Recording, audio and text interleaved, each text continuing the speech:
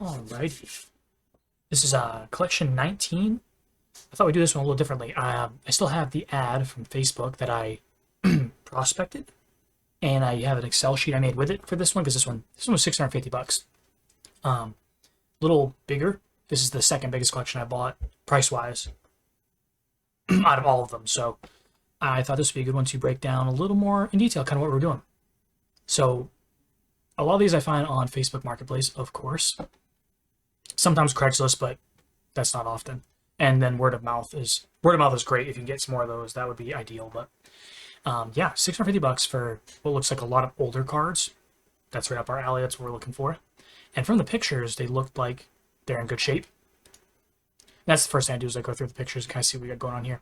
On the computer, I can now see this Venusaur, and I'll show you this on the actual card as well.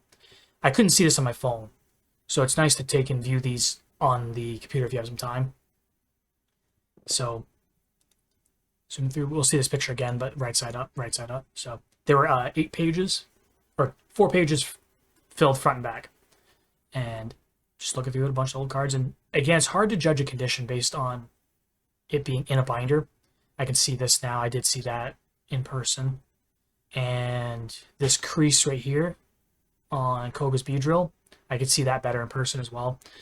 But I wasn't able to notice anything crazy on these cards from the phone. So definitely view these on a big screen if you can. This Dark Vaporeon's got a little crease up here, not too bad.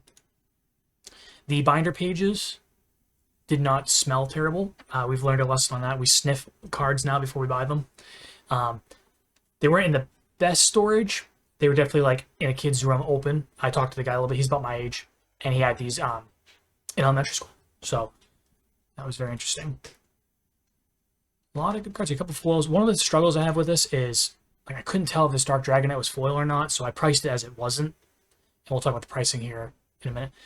And then it was about this page I noticed, oh wait, we got first edition, 1, 2, 3. And I had to go back and look and hit this trainer card, a little crease, but that's first edition. The Dark Flareon Eevee. There were a few first editions in here, and that really caught my eye. Dark Vileplume. Those first editions being worth a little bit more than their unlimited counterparts. So go back to the front up here. Second edition Charizard. Second edition Raichu. There's a lot of good value in here. So I was like, okay, all right, 650 bucks. This guy's asking a decent amount. Let's actually price this out and see first edition Dark Charizard if it's worth it. So what I did is I pulled up Excel. Oh, here we go. And we'll zoom in a little bit just so you can see it. That's awesome. And I just go through name of the card, and I'm using TCG player light played last sold listing. You could use median. Depends on how you want to look at it. So my goal was, if I was to buy this collection and list it today, could I make some money after fees and everything? My goal was at least 25%. I was asking 650 bucks. So what I would do is put Excel on this side, and then I would put the picture of the card on the left, or put the pictures on my other screen over here, and open up TCG Player, and I just went through and priced them all. Got them all entered. There's a good amount of stuff in here. And some prices surprised me, some didn't. Dark Dragonite surprised me. That was a $45 card. I'm not 100% familiar in all these prices. I don't follow them. But I knew that there was some value in here. Erica's Venusaur, 90 bucks. I had no idea that card was worth that much.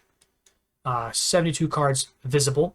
One of the struggles with binders is I can't see if there's doubles. So like this Mewtwo right here. Let's move this back out of the way. There is a card under that. And I'm not sure what it is. I'm assuming another Mewtwo. But I didn't price it in. I just priced what I could see. And that gives me some wiggle room. You know, is it worth a 45-minute drive?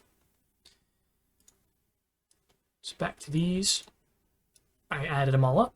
Just highlight here, and you'll get a sum with Excel down in the bottom right. And it came out to $877. That's the TCG player, low, last sold. That's what we could get if we just flipped everything today. I'll be able to do some math. 650 was the price, divided by 877.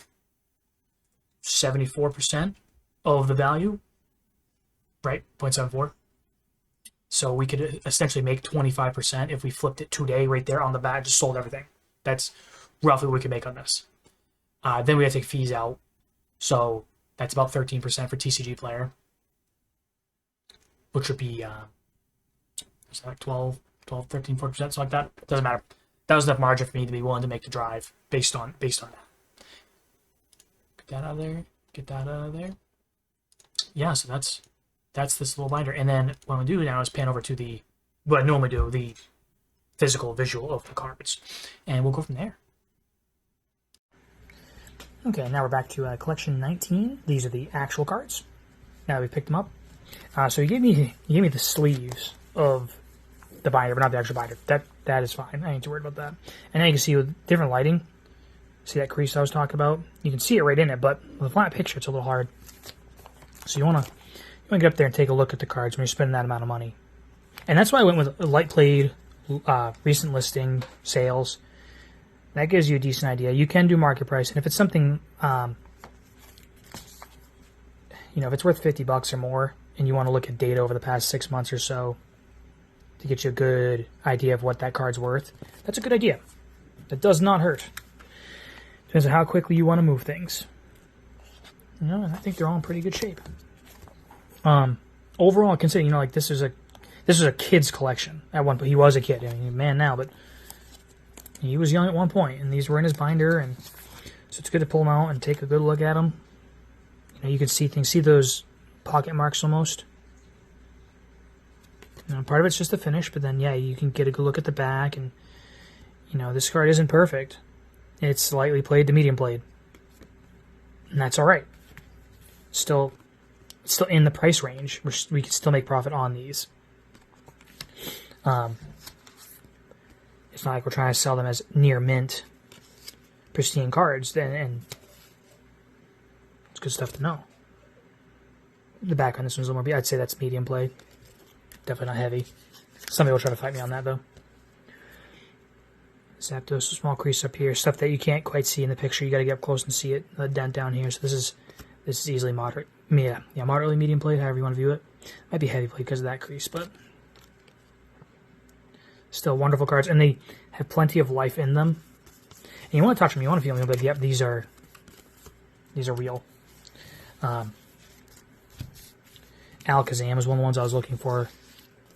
I don't have one of those in the lot yet, but I got one up this side, so we'll just pull out a few here. Like that.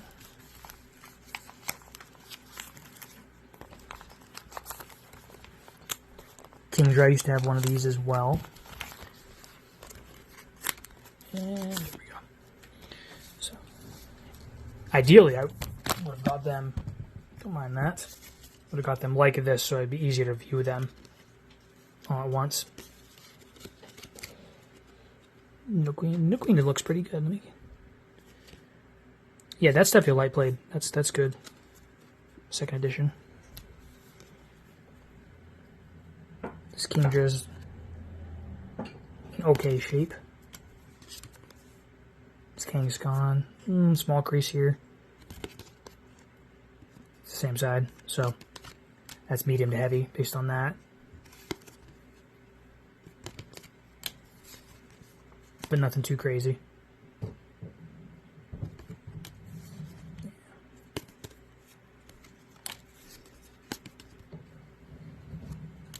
That's what you do. You gotta feel them.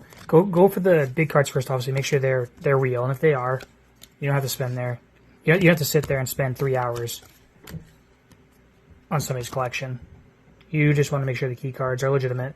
Make sure they don't stink, and make sure they're not full of proxies, because people do that. Not everybody, but you're running a business. Protect yourself.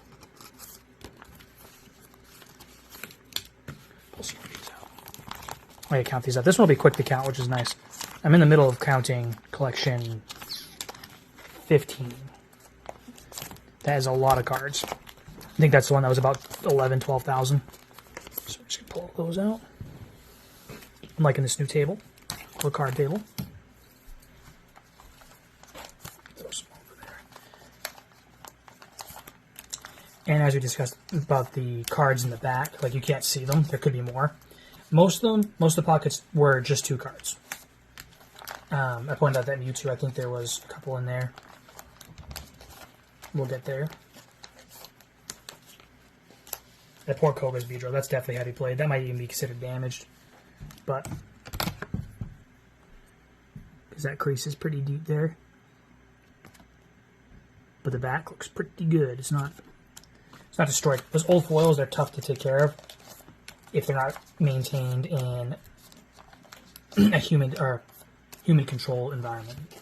So. Sorry, I just threw a Charizard at the table like it's nothing.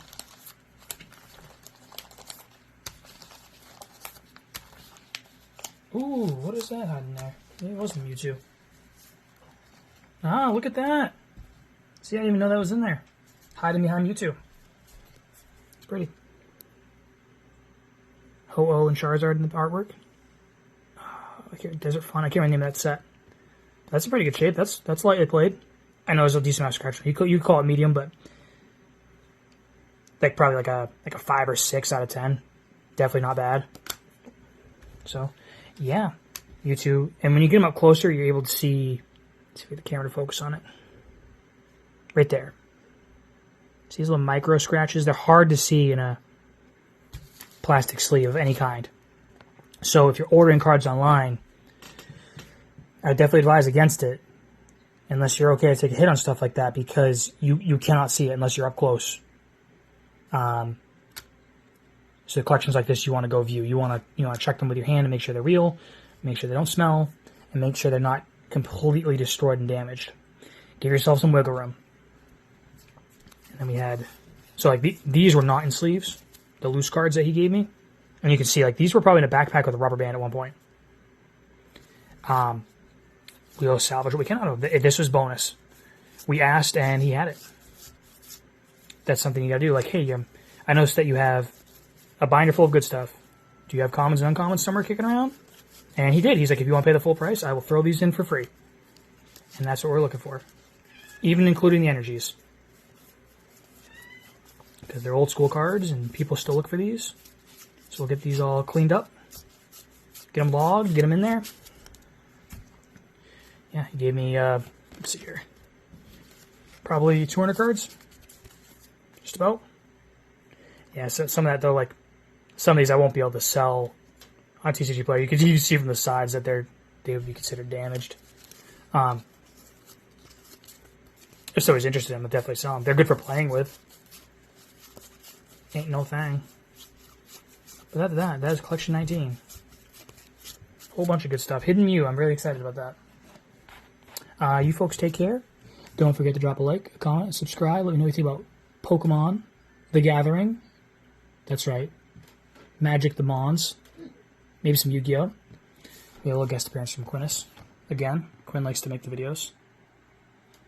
Yeah. Good stuff.